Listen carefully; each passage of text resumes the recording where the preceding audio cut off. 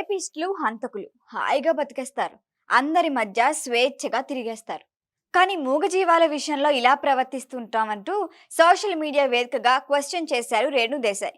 ఇంతకీ రేణుకి ఎందుకంత కోపం వచ్చింది? ఎవరిని సపోర్ట్ చేయటం కోసం ఇంత మాట అనేశారు? అసలు ఏం జరిగింది?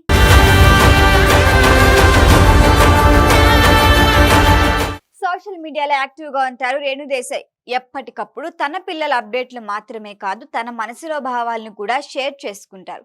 పర్యావరణం గురించి మాట్లాడుతూ, రాజకీయాలపై రియాక్ట్ అవుతారు. సనాతన ధర్మం గురించి మాట్లాడుతూ ఉంటారు. మతం, మానవత్వం గురించి చిన్న చిన్న క్లాసులు ఇస్తూ ఉంటారు. ఆ మధ్య సినిమాల్లోకి రీఎంట్రీ ఇచ్చి ఓ సినిమాలో నటించారు. మరొక ప్రాజెక్టు ఇప్పటి వరకు అనౌన్స్ చేయలేదు. మరొక వైపు పెట్ లవర్గా రెగ్యులర్గా ఏవో కార్యక్రమాలు చేస్తూ ఉంటారు. వాటిని సేవ్ చేయాలంటూ సోషల్ మీడియాలో క్యాంపెయిన్ చేస్తుంటారు. పెట్స్కి ఏదైనా తీవ్రమైన సమస్య వచ్చి తన దగ్గరున్న డబ్బులు సరిపోవు అనుకుంటే మనీ కలెక్ట్ చేసి మరీ మూగ జీవాలకు సేవ చేస్తారు. కుమార్తె ఆద్య పేరు మీద ఓ షెల్టర్ హోమ్ ప్రారంభించారు. ఇలా సామాజిక కార్యక్రమాల్లో యాక్టివ్గా దూసుకెళ్లే రేణు దేశాయ్ లేటెస్ట్గా పెట్టిన పోస్టు ఆలోచింపచేసేలా ఉంది. ఎక్కడో ఓ చోట ఓ కుక్క మనిషిని కరిచిందని ఆ వీధిలో ఉన్న కుక్కలన్నింటినీ చంపేశారట. ఈ వార్త చూసి కదిలిపోయింది రేణు దేశాయ్.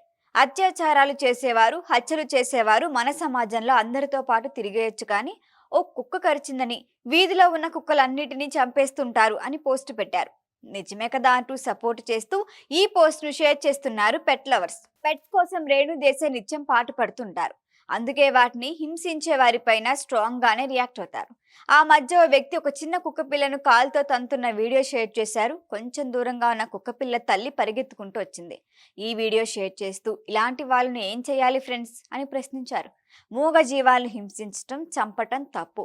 వాటికి కూడా బతికే హక్కుంది. వాటికి సాయం చెయ్యండి, లేదంటే వదిలేయండి. దయచేసి హింసించొద్దు అంటూ రిక్వెస్ట్ చేస్తున్నారు రేణు దేశాయ్. మతం, సనాతన ధర్మం గురించి కూడా ఎప్పటికప్పుడు తన అభిప్రాయాలు షేర్ చేస్తుంటారు. ఆ మధ్య ఇస్కాన్ కి సంబంధించి రెస్టారెంట్ కి వెళ్లిన ఒక బ్రిటిష్ వ్లాగర్ వెళ్లి చికెన్ ఉందా అని అడిగాడు.